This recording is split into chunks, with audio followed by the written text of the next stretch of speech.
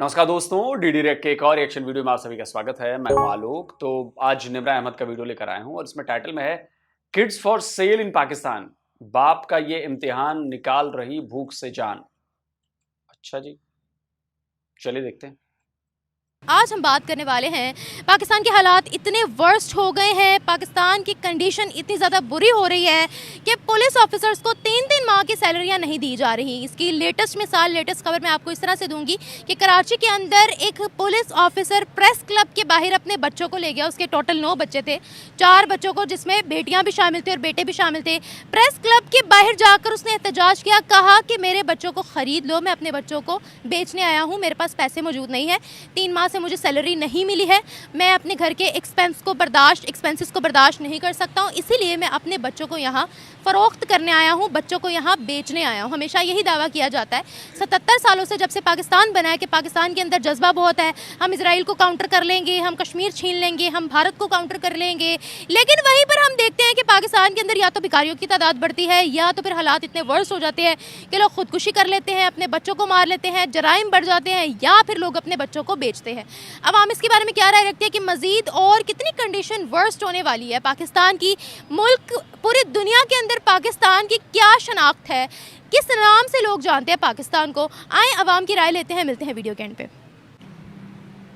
First of all तो मैं यही कहूँगा कि इस वक्त जो मुल्क के हालात चल रहे हैं उसमें सिर्फ़ और सिर्फ एक अल्लाह ताला का ही आसरा है जिस पे ये मुल्क चल रहा है। क्योंकि हमारे जो हुक्मरान हैं, हमारे जो पॉलिटिशियंस हैं, उन्होंने तो कोई कसर नहीं छोड़ी है इस मुल्क को बिल्कुल ही ख़त्म कर देने वाली। इस वक्त हमारी जो इकॉनमी है वो बहुत ही ज़्यादा डाउन हो चुकी हुई है, लेकिन उसके बावजूद भी अगर ये चल रहा है तो ये अल्लाह ताला का ख़ास करम है। और दूसरा, वो पुलिस भाई जो है वो भी डेफिनेटली पाकिस्तानी है, हमारी तरह इंसान है। अगर वो वहाँ पे प्रेस क्लब अपने बच्चों को लेके चला गया, फ़र्स्ट ऑफ़ ऑल कि वो माशाल्लाह एक ईमानदार है, और इस पर अल्लाह पाक उसको सेहत तंदरुस्ती दे और सलामत रखे, और वो ईमानदार है तो वो अपनी ईमानदारी पे वो चलता रहे। और दूसरा ये कि अगर आप कराची की बात कर रहे हैं तो सिंध की मैं बात करूँगा। सिंध का तो अल्लाह ही हाफिज़ है। वहाँ पे इस वक्त तकरीबन मेरा ख्याल है कि अगर मैं गलत नहीं तो शायद 16 या 17 साल हो गए हैं कि पीपल पार्टी की हुकूमत है। लेकिन उन्होंने इन 16-17 सालों में क्या किया है? कराची के हालात अगर आप देख लें तो वो हद से ज़्यादा बुरे हैं। वहाँ पे जो मेन शाहराहें हैं, जो अच्छे आप कह लें कि इलाके हैं, वो कुछ बेहतर हैं। जो नॉर्मल इलाके हैं वो तो बिल्कुल ही बस गुजारा वहाँ पे चल रहा है। लेकिन अगर जो बिल्कुल ही लो एरियाज़ हैं, वहाँ का तो हाल ही बहुत बुरा है। तो अगर वो वहाँ पे चला गया प्रेस क्लब और सब कुछ चला गया, तो इसमें मेरा ख्याल है कि हुकूमत की सबसे बड़ी नाअहली ही ये है। वैसे ये बड़े दावे करते हैं कि हमने ये भी कर दिया, वहाँ पे हम बसेस चला रहे हैं, हमने वो फ़लाँ रूट चालू कर दिया, हमने फ़लाँ मोटरवे बना दिया, लेकिन वहाँ पे पुलिस को ये तनख्वाह नहीं दे रहे हैं जिसको पुलिस को उन्होंने अपने घर का नौकर बनाया हुआ है, उनको भी ये अपने पूरे तरीके से तनख्वाह नहीं दे पा रहे हैं, जिसकी वजह से वो वहाँ पर चला गया है। तो अल्लाह ताला उसकी मदद करे। हम तो अभी यही कह सकते हैं, अगर हम या आप हुकूमत के ख़िलाफ़ अगर कोई बात करेंगे तो वो ये नहीं कहेंगे, अपने आप को ठीक नहीं करेंगे, वो हमें उठा के अंदर डाल देंगे या हमें वो जो सज़ा दे देंगे। सर, इस मुल्क के हालातों से तंग आकर पहली बात तो ये है कि यहाँ कोई रहना नहीं चाह रहा है, लोग बाहर निकल रहे हैं।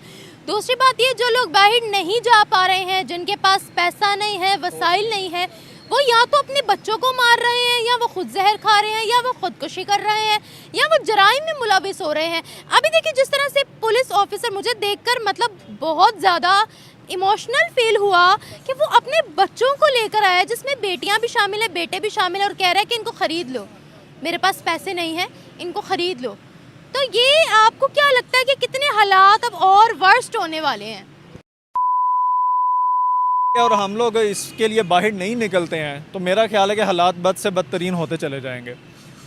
अब देखें ना, सबसे पहले 2020 या ग़ालिबन 21 में तुर्की में जब अस्करी क़यादत में फ़ौज ने हुकूमत के ख़िलाफ़ बगावत की, तैयब अर्दगान की हुकूमत के ख़िलाफ़, तो उसका अवाम में असर और रसूख था। उसने अवाम के लिए, अपने मुल्क के लिए कुछ किया हुआ था, तो अवाम निकली टैंकों के आगे लेट गई, उन्होंने उसकी हुकूमत गिरने से बचा ली।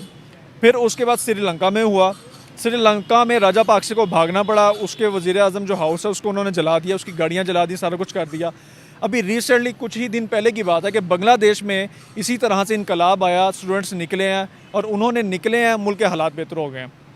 तुर्की के भी हालात बेहतर हो गए अवाम के निकलने से, श्रीलंका के भी हालात बेहतर हो गए, बांग्लादेश के भी हालात बेहतर हो गए। तो आपको अपनी नॉलेज बढ़ाने की जरूरत है सर। तुर्की के हालात बेहतर हैं। मैं आपको इंटरनेशनल न्यूज़पेपर्स की खबर दिखाता हूं। तुर्की में इकोनॉमिक कंडीशन बहुत ज्यादा खराब हो गए हैं। तुर्की की जो करेंसी है लीरा, उसकी कीमत गिरती जा रही है। तुर्की में बेरोजगारी बढ़ती जा रही है। तुर्की में महंगाई ने कमर तोड़ रखी है। और आप कह रहे हैं कि तुर्की के हालात बेहतर हैं। आप कह रहे हैं श्रीलंका में बेहतरी आ गई। श्रीलंका को भारत से लोन लेना पड़ा है, श्रीलंका को भारत ने मदद दी है, और भी कई देशों से मदद मिली है, तब जाकर श्रीलंका थोड़ा भी डिफॉल्ट से आगे बढ़ा है। वैसे भी हालात ठीक नहीं है वहां के। आप कह रहे हैं बांग्लादेश में इनकलाब आने का, इनकलाब है वो, बांग्लादेश में हालात ठीक हो रहे हैं। सर जरा जाकर पढ़िए। पाकिस्तानियों की दिक्कत यही है कि वो पढ़ते नहीं है। एंटरिम गवर्नमेंट ने आते ही, स्क्रीनशॉट लगा रहा हूं, एंटरिम गवर्नमेंट ने आते ही आईएमएफ से $8 बिलियन की डिमांड की है। जब हालात अच्छे हैं तो बांग्लादेश को आईएमएफ के पास जाने की क्या जरूरत पड़ गई? हालात अगर पाकिस्तान, इसका मतलब कि पाकिस्तान में हालात तो बहुत अच्छे होने चाहिए, क्योंकि 13-14 बार, पता नहीं कितनी बार, 18 बार वो जा चुकी है आईएमएफ के पास। तो आईएमएफ के पास जाना, उनसे लोन लेना, ये अच्छे हालात हैं अगर, तो पाकिस्तान में तो हालात बड़े अच्छे हैं। फिर आप लोग को दिमाग उमाग नहीं है क्या? आप लोग चीजें एनालाइज नहीं करते हैं।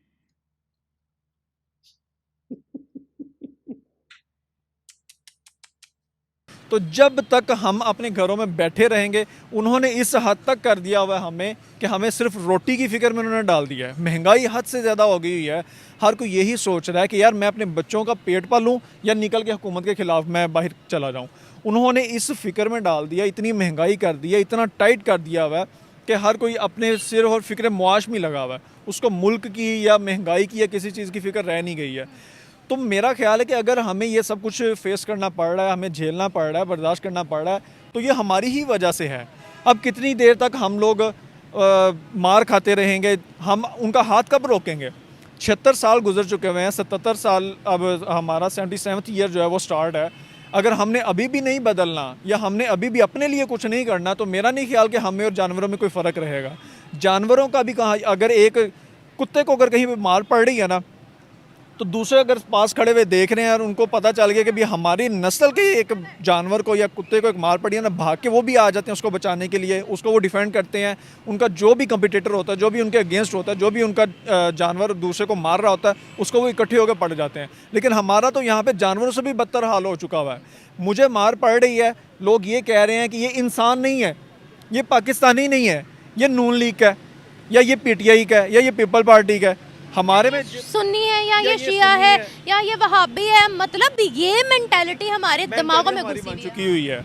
जब तक हम एक कौम, एक यकजा होके अपने इत्तेफाक से, इत्तेहाद से नहीं निकलेंगे, PTI का, नून लीग का, पीपल पार्टी का, सुन्नी वहाबी शिया का कॉन्सेप्ट निकाल के नहीं निकलेंगे, जैसे कि हमें एक कौम बनाने की कोशिश की गई, बनाने की कोशिश की है, ठीक है जी। लेकिन हम अभी भी फ़िरकों में और पार्टी बेस पे हम जो है ना अभी भी बटे हुए हैं। तो हमें ये, जब तक ये हमारे अंदर तफरीक है, हम उस वक्त तक नहीं हो सकते हैं। ऐसे हुक्मरान हम पे मुसल्लत हमारी अपनी वजह से हैं। आपको लगता है हम किसी भी मुल्क को काउंटर करने की सूरत में इस वक्त हैं, या किसी भी मुल्क पे हमारा जो है एक ये दुनिया कहे कि हाँ भाई पाकिस्तान भी तरक्की कर रहा है, पाकिस्तान के साथ भी हम रिलेशनशिप बनाना चाहते हैं, बढ़ाना चाहते हैं, हमारा बिजनेस होगा, Pakistan is important for the world. आपको लगता है कि हम अभी उतनी हमें पावर मौजूद है, या उतने जोगे अभी हम हैं?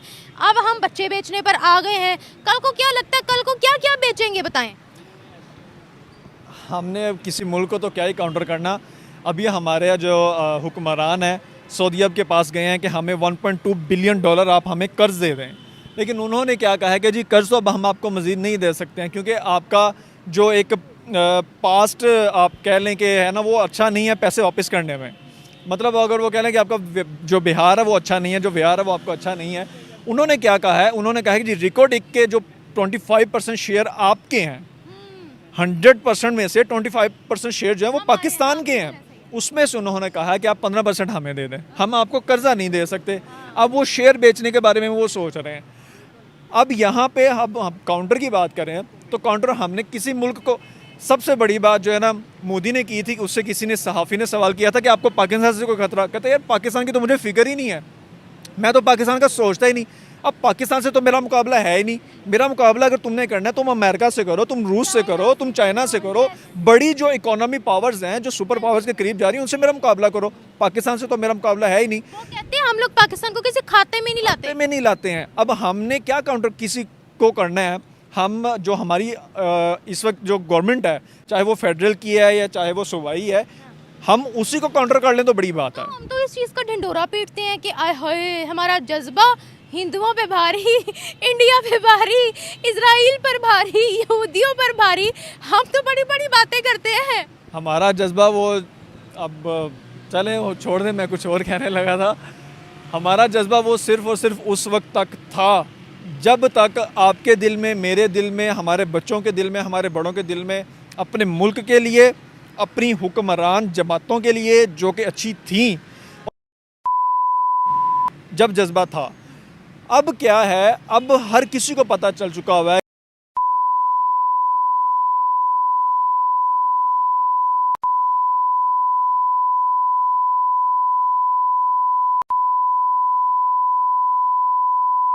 अब ये तो सारी कठपुतली है ना, हम लोग कैसे कर सकते हैं जब तक, अब हर चीज़ हमारे सामने आ चुकी हुई है। हम लोग बलोचों को गालियाँ निकालते थे,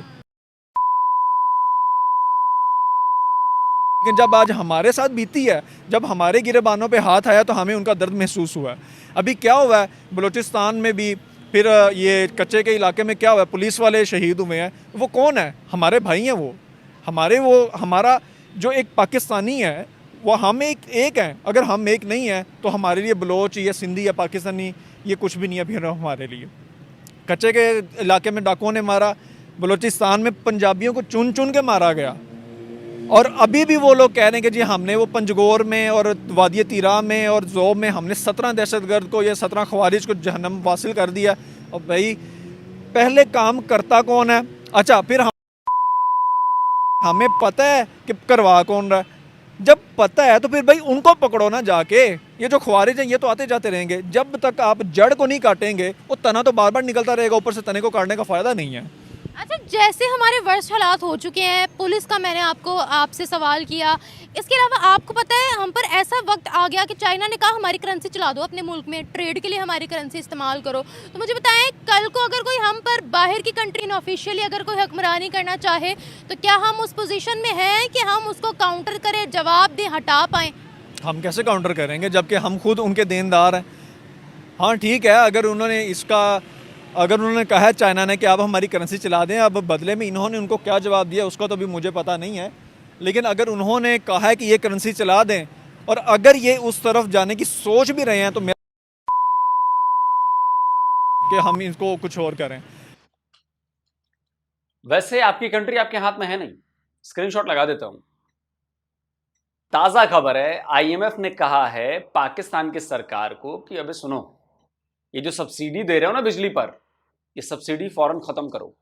ये मजाक चल रहा है क्या? यहाँ पे तुम हमसे पैसे ले रहे हो और अपने वोट बैंक पॉलिटिक्स के लिए वहां पर सब्सिडी दे रहे हो। सब्सिडी हटाओ जल्दी।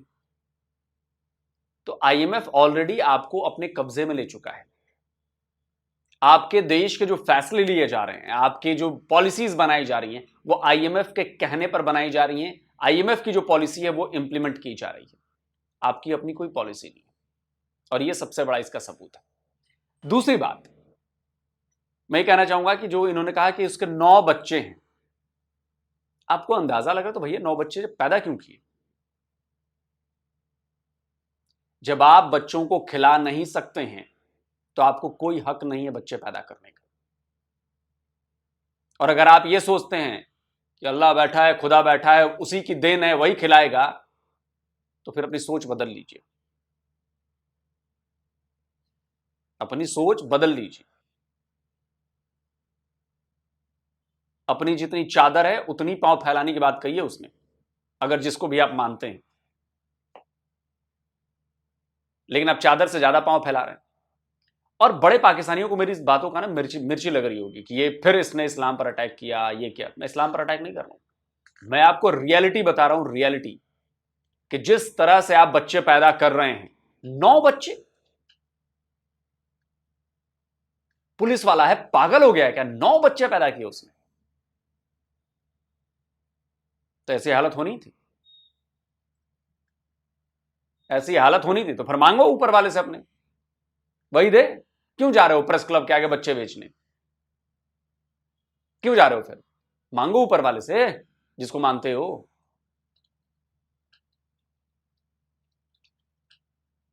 ये जो रिलीजियस रेडिकलाइजेशन हुआ है ना आप लोगों का, इस्लाम को जो वेपन के तौर पर यूज किया जा रहा है, आपको आइडिया नहीं है आप लोग क्या कर रहे हो आबादी के लिए। मैं कहूंगा तो आप लोग ज्यादा बुरा मान जाओगे। आपके पाकिस्तान के एक बड़े नामी आदमी हसन निसार, उनकी बात सुनवा देता हूं, पॉपुलेशन को लेकर क्या कह रहे हैं वो। सुनो, अगर बुद्धि है तो सुनो और समझो, तभी बच पाओगे, वरना बच्चे बेचने भी पड़ेंगे, बच्चे मारने भी पड़ेंगे, याद रखना। सुनो।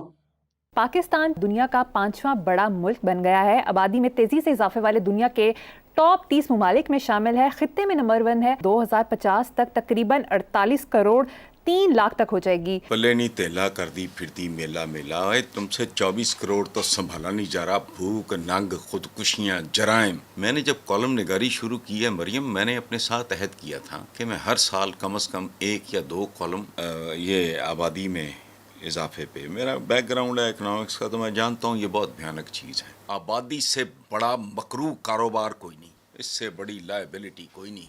ये कर्जे का भी बाप है, ये कर्जे की बेबे है। माशाल्लाह ये मुल्क कर्जों और इंसानों में नंबर 1 है। तुम्हारे बच्चों को पाक साफ दूध नसीब नहीं है। अरे के गुलाबो, ये उम्मत है उसकी। हम जिंदा कौम हैं, मुतहिदा कौम हैं, तो फलाना है। सुन लिया ना? अभी भी नहीं जागे कि उसकी देन है, यही मानते रहे तो नौबत इससे भी बुरी आने वाली है। अपनी जान भी देना, अपने बच्चों की जान भी लेना, बेच देना, जो मन करे करना, यही होगा तुम्हारे साथ। उनको सोचना चाहिए या आवाम को सोचना चाहिए कि जो हमारी हिफाजत करते हैं हम उन्हीं के खिलाफ बोलेंगे तो फिर वो बात गलत है ना। देखो कितने बेचारे शहीद हो रहे हैं। कौन? पुलिस वाले कहाँ? जहाँ भी जाते हैं बेचारे, किसी को पकड़ने जाते हैं या किसी बस में या किसी पे, ये थानों पे हमले हो रहे हैं, ये हो रहे हैं ना सब। तो इस पे ये नहीं होना चाहिए। जाहिर है जो हमारे लिए हिफाजत करते हैं उनकी हिफाजत हम नहीं करेंगे, हम माएँ हैं, हम तो दुआ कर सकती हैं ना। तो ये चाहिए लोगों को कि अपने अपने मुल्क में जो भी है उन पे इत्माद करें, चाहे वो पुलिस वाले हैं जो भी हैं। लेकिन वो बेचना चाह रहे हैं तो वो उनको पता वो क्यों बेचना चाह रहे थे। वो कह रहे थे 3 महीने से सैलरी नहीं मिली ना, और घर के खर्चे इतने ज़्यादा है, मैं फाइनेंशियल क्राइसिस में हूँ, मेरे पास पैसे मौजूद नहीं है, मैं मजबूरन अपने बच्चों को बेचने आया हूँ। तो बेटा ये देखो बिल कहाँ जा रहे हैं, महंगाई कहाँ जा रही है। आज में कोई बेचारा कोई सब्ज़ी नहीं खरीद सकता, कोई बिल नहीं दे सकता, लाइट आती नहीं है, बिल इतने ज़्यादा आ रहे हैं, तो क्या करेंगे लोग। वो खुदकुशियाँ कर रहे हैं, ये देखो बसों में मार रहे हैं, क्या कर रहे हैं। तो हम किधर है हमारी हुकूमत। ऐसी कोई बात नहीं है। देखें जो कानून के मुहाफिज हैं, अगर उनके साथ ये सलूक हो रहा है तो अल्लाह वास्ता फिर अभी ईमानदार लोग हैं इस माशरे में, वो उस पर क्या बीती होगी कि जब वो अपने बच्चों को लेकर बेचारा फ़रोख्त करने चला गया है। इसका मतलब वो ईमानदारी हुआ ना। बेईमान होता वो भी कहता ठीक है कहीं से मैं कमा लूँगा, छोड़ें इसको। लेकिन अभी लोग हैं, क्यों नहीं हैं, पुलिस में बहुत अच्छे लोग भी हैं। अरे जब लोगों के पास ही पैसे नहीं तो रिश्वत भी कहां से कमाएगा? आपको क्या लगता है? जब लोगों के पास पैसे ही नहीं है तो क्या रिश्वत कमाएगा वो? चंद लोगों ने पुलिस को गंदा किया हुआ है। मेरी दुआ है कि ये अल्लाह ताला करे कि ये हुक्मरानों को होश के नाखुन आएँ और ये यार ये ठीक करें। ये सारा माशरा ये करप्ट है, मैं सही कह रहा हूँ। मैं बेटे मैं भी पेंशन पर हूँ, मुझे 7वां या 8वां साल है। यकीन करें कभी मिल जाती है, कभी टाइम से नहीं मिलती, 10 तारीख हो जाती है। राशि अफसरान है, समझ नहीं आती यार क्या बनेगा, इस मुल्क का क्या मुस्तकबिल है, हमारे बच्चे क्या करेंगे आगे जाकर। जिसको 3 महीने की तनख्वाह नहीं मिली उस पर क्या बीती होगी। तो वो बच्चों को बीवी वो आ गया बच्चों को लेकर मैदान में, इसका मतलब है कि वो भूखा मर रहे ना। कौन देने वाला है? अल्लाह ताला के सिवा कोई नहीं बेटा देता किसी को। शर्म आनी चाहिए इनको, चाहिए कि इसका फैसला करें। जब अल्लाह ताला ही देता है तो फिर क्यों आया बच्चे को बेचने? वेट करे, मिल ही जाएगा कुछ ना कुछ। बिना कुछ किए कुछ नहीं मिलता। फ्री में बिठा के वो नहीं खिलाएगा आपको। बड़ी आसानी से आप लोग कह देते वही देता वही देता। अरे वो नहीं देता, हाथ पांव हिलाओगे तब मिलेगा। और पेंशन टाइम से लोगों को मिले, तनख्वाह भी मिले, या अपने बच्चों को पेट पाल सकें। सर, हमारे मुल्क के अंदर जितनी गुर्बत, जितने हालात वर्स्ट हो चुके हैं, लगता है आपको कि हम किसी को आंखें दिखा सकते हैं, आंखों में आंखें डालकर बात कर सकते हैं, या फिर किसी भी किस्म का रिप्लाई दे सकते हैं, या हम झुके ही रहेंगे? अगर ऐसा माहौल रहा तो फिर हम झुके ही रहेंगे बेटा, ये साफ बात है। एक तरफ हमारे चारों तरफ दुश्मन है, हमारा कौन सगा है? कोई भी नहीं, अल्लाह ताला के सिवा। कौन दुश्मन है? बेटे आप देखते ही रहे, इधर इंडिया बैठा हुआ है, उधर क्या अफगानिस्तान में क्या हो रहा है। ये जुल्म कत्लो गारत है। पाकिस्तान एक खुशकिस्मत है कि हम पाकिस्तान में पैदा हुए हैं, लेकिन बदकिस्मती ये है कि आज तक पाकिस्तान में अमन ही नहीं हुआ। पाकिस्तान को हुक्मरानों को अकल ही नहीं आ रही कि हम अपनी आवाम के लिए सोचें। आप कह रहे हैं बड़े खुशकिस्मत है जनाब कि आज तक आप ही दोनों बातें खुद कर रहे हैं कि हम खुशकिस्मत हैं कि पाकिस्तान में पैदा हुए, लेकिन आज तक पाकिस्तान में अमन ही नहीं आया। गजब कॉन्ट्राडिक्टरी बातें हैं सर। आप लोग क्या बोलते हैं, रियलिटी क्या आप लोग को समझ में नहीं आती कि आप क्या बोलते हैं? अपना ही मजाक उड़वाते हैं आप लोग। हर तरफ दुश्मन बैठे हैं, तो दुश्मन तो अपने मुल्क की कर रहे हैं। अगर उनका हमारे में ध्यान होता तो वो आज हम में गुम रहते और उनकी भी इकॉनमी डाउन रहती। आज तो उनके जो करेंसी की कीमत है वो भी ऊपर, वो भी अच्छी खासी जा रही है, उनकी इकॉनमी भी अच्छी खासी जा रही है। वो आंखों में आंखें डाल के बात कर रहे हैं। हम ही ये सोचते रह गए कि ये हमारा दुश्मन है, ये हम पर अटैक कर देगा। हमने ताक झाँक की और हम अपने मुल्क का कुछ नहीं बना पाए। उन लोगों ने अपने मुल्क पर फोकस किया। उन लोगों ने कहा कि पाकिस्तान हम पाकिस्तान को किसी खातिर में नहीं लेते, और आज वो बहुत तरक्की में है। बदकिस्मती ये है कि अल्लाह का एक करम है, ये नबी पाक के सदक़े में है। अब भी अगर कभी वक्त आ गया तो हम पीछे नहीं हटेंगे। क्या करेंगे? डूबती हुई इकोनॉमी के साथ क्या करेंगे? कुछ भी होगा, लेकिन यहाँ फिर गरीब ही लड़ेगा। अमीर आदमी तो वैसे ही भाग जाएंगे। भागे कैसे लड़ेगा बताएं? कैसे लड़ेगा? जान दे देगा और क्या करेगा? जान कैसे देगा? अपनी मर जाएगा, भूखा मर जाएगा, खलो जाएगा, सामने खलो जाएगा। मुझे एक बात बताएं, इतनी महंगाई हो गई, पेट्रोल की प्राइसेस बढ़ गई, गैस की प्राइसेस बढ़ गई, बिजली के बिल डबल पे करने पड़े। गरीब ने सीना तो नहीं ताना, गरीब ने एहतजाज तो नहीं किया। देखिए, हमारी कौम में यूनिटी नहीं है। हमारी कौम अपने वतन के लिए नहीं सोचती, चाहे वो कोई गरीब हो, चाहे वो कोई अमीर हो। हम लोग वतन परस्त लोग नहीं हैं। नहीं ऐसी बात नहीं है बेटे। मेरी भी जो कम 70 साल की उम्र हो गई है, मैं तो यही देखता आया हूँ कि अभी ईमानदार कुछ लोग हैं। तो ये अल्लाह ताला इसको क़यामत तक कायम रखे पाकिस्तान को। पाकिस्तान है तो हम हैं। आपकी बातें दुरुस्त हैं, मैं आपको गलत नहीं कहता। आपका तजिया जो है ना बिल्कुल ठीक है, लेकिन जब तक ईमानदार लोग, चंद लोग भी रह जाएंगे ना, पाकिस्तान के लिए अपनी जान दे देंगे, पाकिस्तान पर आँच नहीं आने देंगे। चंद लोग कहाँ हैं बेटा? आप चचा, वो 71 में क्या हुआ था? आंच नहीं आई थी पाकिस्तान पर? आधा मुल्क चला गया, 93,000 का सरेंडर हो गया कलमा गो मुसलमानों का। अब कौन सी आंच चाहिए? आपको पता है 2024 के, आपको पता है डेली बेसिस पर कितने हज़ारों की तादाद में पासपोर्ट बन रहे हैं, और आपको पता है कितने कितने लोगों के वीज़े लग रहे हैं। पहले डाटा आया था 12 लाख पाकिस्तानी जो है वो पाकिस्तान को छोड़कर चले गए, अब 15 से 20 लाख और चले गए हैं। वाह, ये तो फिर इन हुक्मरानों को शर्म आनी चाहिए, डूब मरना चाहिए। मैं तो कहता हूँ कि ये वक्त आ गया पाकिस्तान पे कि यहाँ हर आदमी पासपोर्ट बना रहा है और बाहर निकल रहा है। क्यों निकल रहा है? ये इनकी जिम्मेदारी है। ये यहाँ रोज़गार फराहम करें, ये ध्यान रखें अपनी आवाम का। अगर वो लोग जो हमसे पीछे थे, कभी कौन?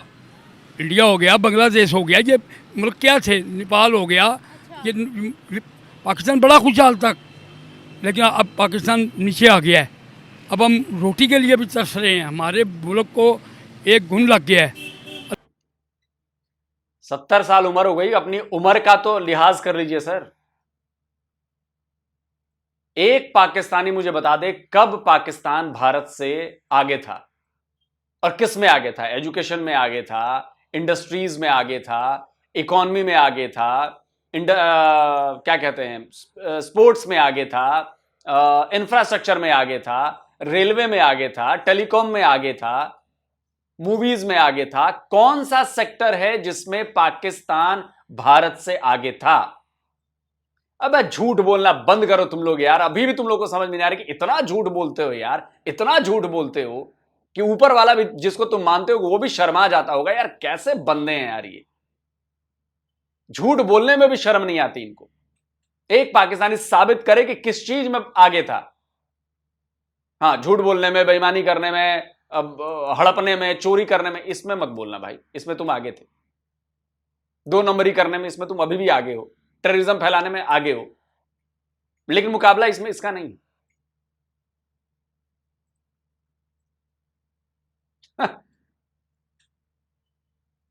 अल्लाह करे, मेरी ये दुआ होती है कि या अल्लाह इस पाकिस्तान को कायम रखिए। पाकिस्तान है तो हम हैं, लेकिन चंद लोगों ने इसको यरगमाल बनाया हुआ है और हम बने हुए हैं। बिल्कुल जब तक हम हक पर बात नहीं करेंगे हम ऐसे ही रहेंगे और जलील होंगे। हमें चाहिए हक की बात करनी चाहिए, हमें निकलना चाहिए। हमारे हुक्मरान अब भी सोच लें कि इनका क्या बनेगा। अगर ऐसे करते रहे तो सबसे पहले ये अल्लाह ताला की गिरफ्त में आएंगे और इंशाल्लाह। सबसे पहले आप झूठ बोलना छोड़ दें। पाकिस्तानियों, आपसे कह रहा हूं, सबसे पहले आप झूठ बोलना छोड़ दें, झूठा प्रोपेगेंडा करना, खैर प्रोपेगेंडा तो झूठा ही होता है, प्रोपेगेंडा करना छोड़ दें, सच पर रहें। अब तक हजारों पाकिस्तानियों से मैंने सुना होगा कि पाकिस्तान भारत से आगे था। किस चीज में आगे था भाई? ये कोई नहीं बताएगा, कोई नहीं बताएगा। हम भारत से भी अच्छी कौम है, अच्छे देश हैं। किस चीज में? कोई पाकिस्तानी नहीं बताएगा, क्योंकि पाकिस्तानियों को पढ़ना है नहीं। पढ़ने लिखने से तो उन्हें नफरत है, और जब आप पढ़ेंगे लिखेंगे नहीं, दुनिया की चीजें नहीं जानेंगे, अपनी हिस्ट्री नहीं पढ़ेंगे, वही मुताला पाकिस्तान पढ़ेंगे, तो फिर यही होगा। सही जानकारी रखिए। अगर कोई पाकिस्तानी ये कहता है कि हम भारत से बहुत बेहतर थे, भारत से आगे थे, तो फट से सवाल पूछना चाहिए, किस चीज में आगे थे, कि कौन से सेक्टर में आगे थे? बता दो भाई। एक भी पाकिस्तानी का जवाब नहीं मिलेगा, और अगर जवाब मिला तो वो भी झूठा प्रोपेगेंडा वाला जवाब होगा। झूठ होगा और प्रोपेगेंडा होगा, और उसके लिए हम बैठे हैं, हम तो फैक्ट लेकर आएंगे पट्टे से। कोई पाकिस्तानी बता दे भाई कि किस चीज में आगे था भारत से। भारत से निकले हो और भारत से कहते हो कि हम आगे थे। 77 साल तुम्हारी उम्र हुई, कमाल है यार। इसलिए तो कहता हूं पाकिस्तान बड़ा गजब का देश है यार। अगर पाकिस्तानी ना हो, ऐसे बेवकूफ पाकिस्तानी, जाहिल पाकिस्तानी, वैसे बुजुर्ग हैं, कहना नहीं चाहिए, लेकिन क्या करूं, अब फैक्चुअली चीज गलत बोल रहे हैं तो सुन के मजा आता है, हमारा एंटरटेनमेंट होता है, और बाकी दुनिया तक भी हम फैलाते हैं कि देखो भाई ये है पाकिस्तान और ये है यहां के निवासी पाकिस्तानी। हमारे देश में सब कुछ है, हर चीज मौजूद है, लेकिन हम भिखारी हैं। सोने की खदानें हैं, लेकिन हम भिखारी हैं। आटा की लाइन में लग के हम मर जाते हैं। बात करेंगे ऐसे कि पूछो मत।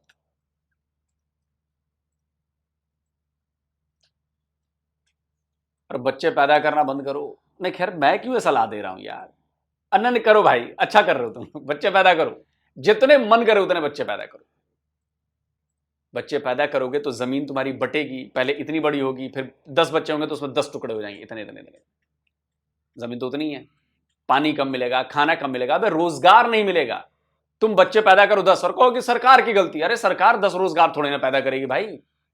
सरकार के पास पैदा कर सकती है 4, और बच्चे हो गए हैं 40, तो 36 तो बेरोजगारी पंचर लगाना पड़ेगा भाई 36 को, और पंचर में भी ज्यादा नहीं मिलेगा। आजकल टेक्नोलॉजी बदल रही है, कल को पंचर का काम भी बंद होने वाला है। सेल्फ हीलिंग टायर्स आने लगे हैं, स्मार्ट टायर्स, उनको पंचर बनवाने की जरूरत नहीं पड़ती। चलिए दोस्तों, आप क्या कहते हो? जल्दी मिलता हूं एक और नए वीडियो के साथ। नमस्कार, जय हिंद।